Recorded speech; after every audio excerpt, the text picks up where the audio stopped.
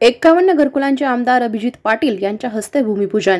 माढा तालुक्यातील मोजे जाधववाडी येथील प्रधानमंत्री आवास योजनेतून मंजूर झालेल्या 51 घरकुलांचे भूमिपूजन माढा तालुक्याचे विद्यमान आमदार अभिजित आबा पाटील यांच्या शुभ हस्ते करण्यात आलं। पंतप्रधान आवास योजनेमधून नवीन घराचे स्वप्न पूर्ण होत आहे, ही आनंदाची बाब आहे।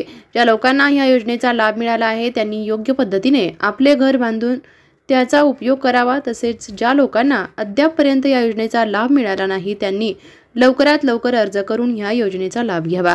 प्रकल्पाच्या माध्यमातून अनेक कुटुंबांचे स्वतःच्या घराचे स्वप्न साकार होणार आहे। प्रत्येक व्यक्तीला सुरक्षित निवारा मिळावा हा त्यांचा हक्क आहे। माढा मतदारसंघाच्या विकसित मतदारसंघासाठी सातत्याने मी देखील प्रयत्नशील असेल, असे आमदार अभिजित पाटील यांनी सांगितलं।